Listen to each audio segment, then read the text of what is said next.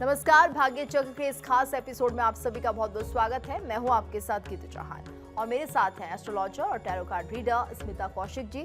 स्मिता जी, आपका बहुत बहुत स्वागत है। नमः शिवाय। और आज हम बात करेंगे राहु केतु से प्रभावित लोगों के बारे में। इसके साथ साथ नवमी तिथि के उपाय क्या कुछ रहेंगे ये भी स्मिता जी आज हमें बताएंगे। लेकिन शुरुआत कर लेते हैं आज के पंचांग के साथ। आज के दिन की शुरुआत पंचांग के साथ। आज है 11 मई 2026 का दिन सोमवार। कृष्ण पक्ष की नवमी तिथि है और नक्षत्र है शतभिषा। अभिजीत काल होगा सुबह 11:50 से 12:44 तक। राहु काल होगा सुबह 7:14 से 8:55 तक।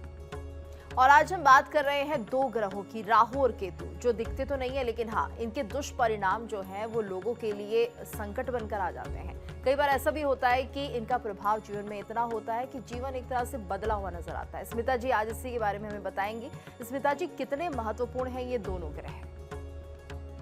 राहु और केतु को हम छाया ग्रह कहते हैं। ये सिर्फ ग्रह नहीं है, ये कर्मों का हिसाब किताब है। राहु हमें इस जन्म की इच्छाओं और लालसाओं की तरफ खींचता है और केतु हमें पिछले जन्म के अनुभवों और वैराग्य की ओर लेकर जाता है। इसलिए जिन लोगों पर इनका प्रभाव ज्यादा होता है उनका जीवन थोड़ा असामान्य, रहस्यमयी और गहराई से भरा हुआ दिखाई देता है। और अगर स्मिता जी हम राहु प्रधान व्यक्तित्व के बारे में बात करें तो ये कैसे लोग होते हैं और कितना प्रभाव इन पर राहु का दिखता है? जो भी व्यक्ति राहु प्रधान होते हैं, यानी कि राहु की एनर्जी उनके साथ ज्यादा होती है, वो बहुत आकर्षक होते हैं, महत्वाकांक्षी होते हैं और अलग सोच रखते हैं। ये लोग भीड़ से हटकर चलते हैं और अक्सर वो चीजें हासिल करना चाहते हैं जो आम लोग सोच भी नहीं पाते। इनके अंदर एक हंगर होती है, यानी भूख होती है, नाम कमाने की, पैसा कमाने की, शोहरत की और पावर को पाने की। और अगर ऐसे लोगों की अच्छाइयों के बारे में बात करें तो इनकी अच्छाइयां क्या होती है, साथ ही इनकी कमियां क्या होती हैं, ये भी विस्तार से बताइए। इनकी अच्छाइयों की अगर हम बात करें तो पहले ताकत की बात करते हैं। इनकी सबसे बड़ी ताकत होती है रिस्क लेने की क्षमता। ये लोग कैसा भी रिस्क ले सकते हैं। नई चीजें सीखने और अपनाने का जुनून, इनके अंदर सीखने की बहुत लालसा होती है और सीखकर उसे ये अपने अंदर अपना भी लेते हैं। टेक्नोलॉजी, सोशल मीडिया और विदेशी चीज़ों में ये बहुत सफलता पाना चाहते हैं, यानी कि विदेश का ट्रैवल इन्हें पसंद होता है। ये टेक्नोलॉजी में बहुत अच्छे होते हैं और सोशल मीडिया से कहीं ना कहीं जुड़ जाते हैं। मैग्नेटिक पर्सनैलिटी होती है इनकी और उसी तरफ ये खिंचते भी हैं और लोग इनकी पर्सनैलिटी से बहुत ज़्यादा प्रभावित होते हैं। राहु जितना ऊपर ले जाता है उतना ही भ्रम भी पैदा करता है। राहु के जो प्रभावित लोग हैं उनमें कमियां भी होती हैं। उनकी जो इच्छाएं हैं वो अतृप्त रहती हैं, उन्हें कभी संतुष्टि नहीं मिलती। उन्हें कुछ भी प्राप्त हो जाए, जीवन में कहीं भी पहुंच जाए, वो संतुष्ट कभी नहीं होते। हमेशा भ्रम और माया के जाल में फंसे रहते हैं। बहुत कंफ्यूज्ड होते हैं ऐसे लोग और पैसा, शोहरत, इन्हीं चीज़ों में फंसे रहते हैं। इन्हें शॉर्टकट लेने की बहुत आदत होती है। किसी भी चीज़ को कन्वेंशनल तरीके से नहीं चलेंगे। इन्हें घूम फिर के शॉर्टकट लेके चलना ही पसंद होता है। असुरक्षा और अंदर का डर इनके अंदर बहुत ज़्यादा होता है। हमेशा ये डरे रहते हैं, नींद कम आती है और रात के समय अपनी जो इनके अंदर की असुरक्षा है वो सबसे ज़्यादा निकल कर बाहर आती है। स्मिता जी, अगर हम यहाँ पर बात करें थ्रेट साइड की और साथ ही साथ इनके क्या कुछ नकारात्मक प्रभाव हो सकते हैं, इसके अलावा क्या कुछ उपाय ऐसे लोगों को करने चाहिए? अगर राहु बहुत ज्यादा हावी हो जाए तो वो व्यक्ति मैनिपुलेशन और छल कपट की ओर जा सकता है। मतलब जैसे हमने पहले भी बात करी थी कि ऐसे लोग फ्रॉड की तरफ चले जाते हैं, लोगों को ठगने की तरफ चले जाते हैं और अपनी बातों से मैनिपुलेट करते हैं। ऐसे लोगों के अंदर एडिक्शन देखी जा सकती है और किसी भी चीज के प्रति ऑब्सेशन, यानी कि अति लगाव और गलत रास्ते पर जाने का खतरा इनका बढ़ जाता है। ऐसे लोग सिगरेट पीने के सबसे ज्यादा लत इनको लगती है। झूठी छवि बनाकर ये जीने लगते हैं। ये बाहर कुछ और होते हैं और अंदर कुछ और होते हैं। ये कभी उसमें डिस्टिंग्विश नहीं कर पाते और धीरे धीरे ये अपनी उसी झूठी छवि को सच मानकर जीने लगते हैं। अगर बात करें उपायों की तो इन्हें कुछ उपाय भी करने चाहिए। शनिवार को सरसों के तेल का इन्हें दीपक जलाना चाहिए, अपने घर के मेन गेट पे भी जला सकते हैं और पीपल के पेड़ के नीचे भी जला सकते हैं और भैरव मंदिर में भी जला सकते हैं। भैरव बाबा की उपासना करना, यहाँ तक कि उन्हें लगातार उपासना करनी चाहिए, किसी एक विशेष दिन पर नहीं करनी चाहिए। माता दुर्गा की उपासना करेंगे तो भी इन्हें अच्छे परिणाम मिलेंगे। काले तिल, कंबल और सरसों के तेल का दान भी इन्हें करना चाहिए। और सबसे ज्यादा जरूरी है ईमानदारी और सच का रास्ता अपनाएं, क्योंकि राहु भ्रम देता है, इसलिए उस भ्रम से, उस कंफ्यूजन से बचने के लिए ये सारे उपाय करना इनके लिए बहुत लाभदायक होगा। और अब स्मिता जी बात कर लेते हैं केतु प्रधान व्यक्तित्व की। जो केतु से प्रभावित होते हैं वो लोग कैसे होते हैं, क्या कुछ उनकी क्वालिटीज होती है? बिल्कुल केतु के बारे में बात करेंगे। केतु प्रधान लोग बहुत ही इंट्रोवर्ट होते हैं, अपने आप में ही रहते हैं, आध्यात्मिक होते हैं और गहरी सोच वाले होते हैं। ये लोग दुनिया की चमक दमक से जल्दी ऊब जाते हैं और सत्य, मोक्ष और आत्मज्ञान की तलाश में लगे रहते हैं। अच्छा स्मिता जी, अगर इनकी अच्छाइयों और बुराइयों के बारे में बात करें तो वो क्या होंगी? जो केतु प्रधान लोग होते हैं उनका इंट्यूशन बहुत मजबूत होता है। उनके मन में अगर कोई बात अचानक आई है तो वो सच हो जाती है। डिटैचमेंट बहुत होता है इन्हें चीज़ों से, बहुत जल्दी मोह नहीं करते और बहुत जल्दी चीज़ों से ये डिटैच हो जाते हैं, मोह को हटा लेते हैं। रिसर्च, मिस्ट्री और ऑकल्ट में इनकी रुचि बहुत होती है, जैसे कि ज्योतिष हुआ, टैरो हुआ या इस तरह की जो चीज़ें हैं उनके अंदर इनकी रुचि बहुत होती है। और इनकी जो आध्यात्मिक समझ है वो बहुत गहरी होती है, पर कुछ कमियों के साथ भी ये चलते हैं। इनके अंदर अकेलापन और अलगाव बहुत देखा जाता है। ये लोग कंफ्यूज भी बहुत होते हैं कि क्या करना है, समझ नहीं आ रहा। ऐसे लोग बहुत जल्दी कंफ्यूजन और अलगाव की स्थिति में आ जाते हैं। लोगों से जुड़ने में इन्हें बहुत कठिनाई होती है, बहुत डिटैच रहते हैं और ओवर डिटैचमेंट भी इनका बढ़ जाता है। अपनी जिम्मेदारियों से भी ये लोग भागने लगते हैं।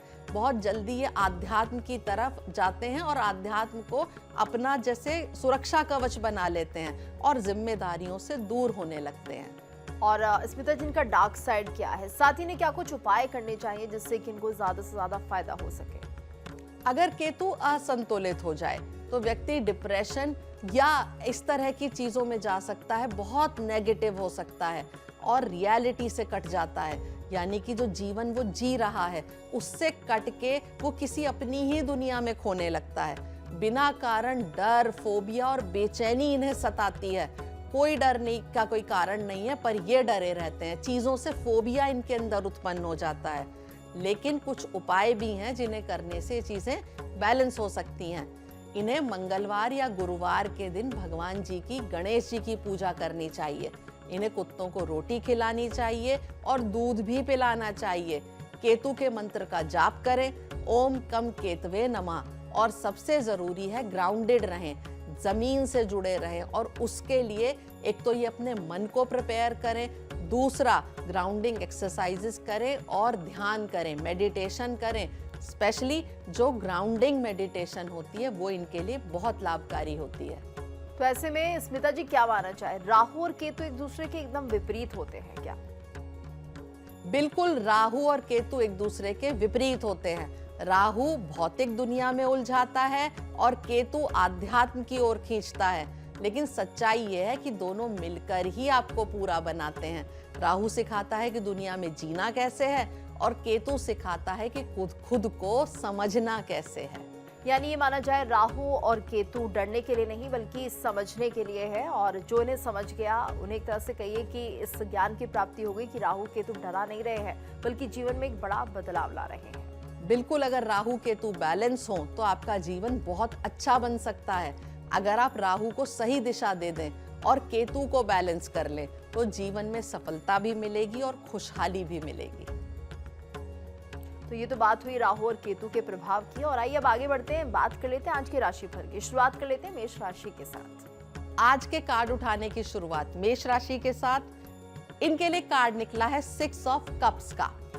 आज पुरानी यादें या पुरानी लोगों से जुड़ने का मन करेगा, अच्छा महसूस होगा। कोई पुराना कांटेक्ट या मैसेज भी आपको खुश कर सकता है। दिल थोड़ा कोमल रहेगा, भावनाएं ज्यादा स्ट्रांग रहेंगी। छोटी छोटी चीजों में भी आज खुशी मिल सकती है।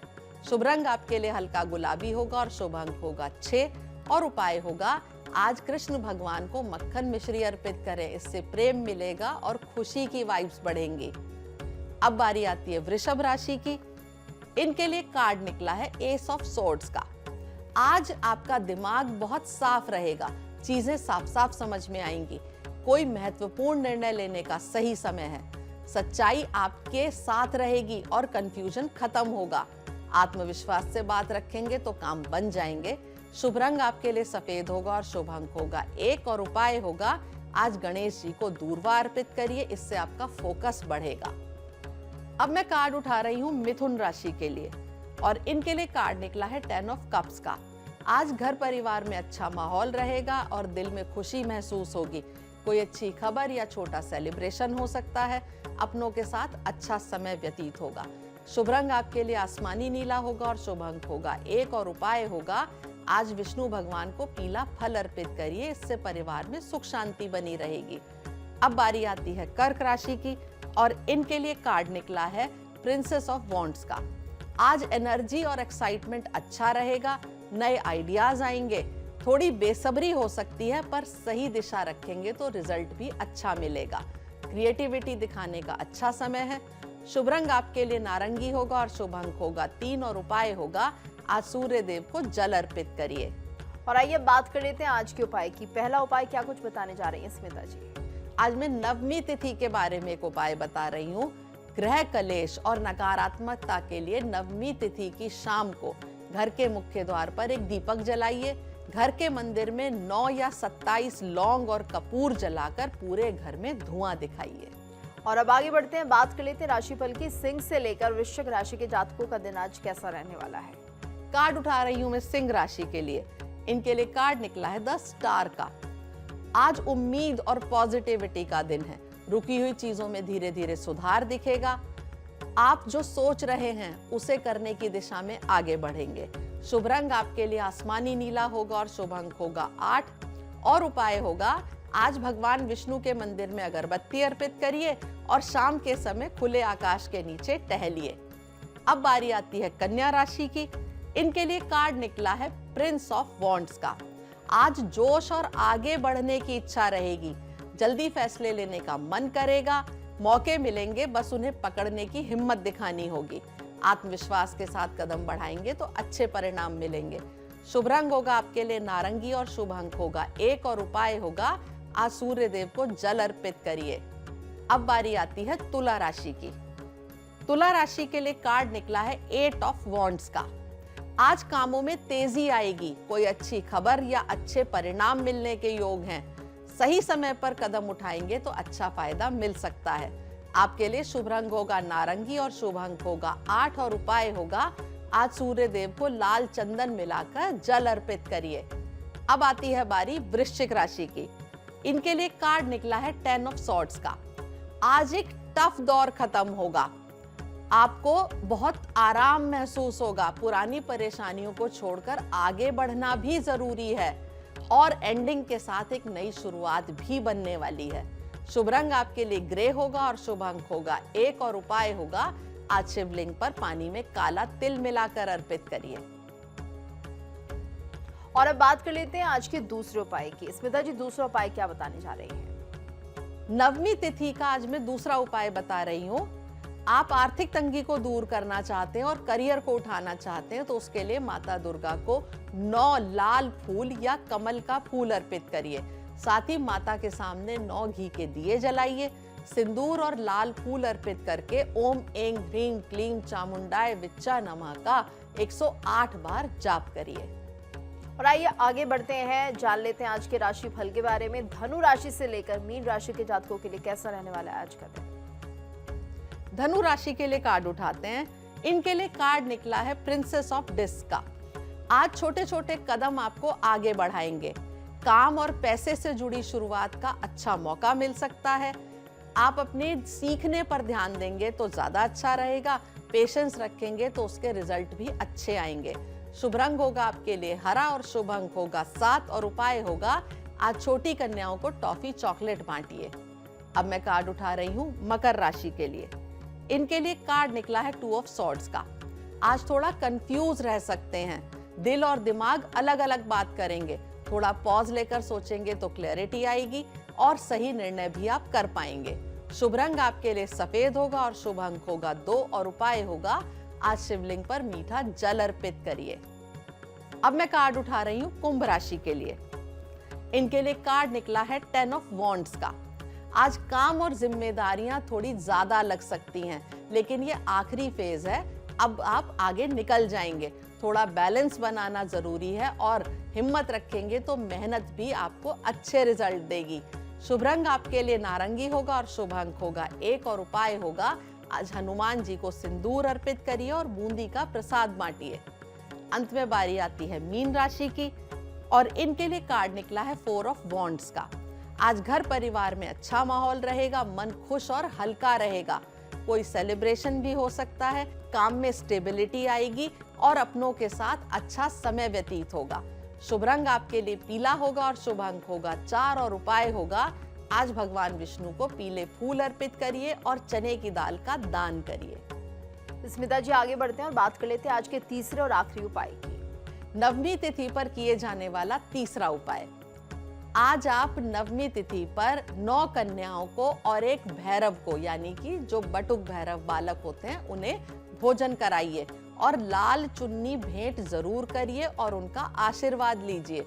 आप दाम्पत्य जीवन को सुखी बनाना चाहते हैं तो नवमी की रात को चंदन और केसर का पाउडर बनाकर उसे मिला लीजिए और पान के पत्ते के ऊपर रखकर माता दुर्गा के सामने चंडी स्तोत्र का पाठ करिए।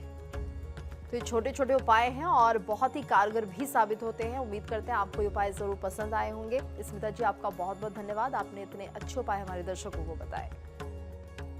नमः शिवाय। और इसी के साथ भाग्य चक्र के आज के इस खास एपिसोड में इतना ही। कल फिर होगी आपसे मुलाकात, तब तक के लिए दीजिए इजाजत। नमस्कार।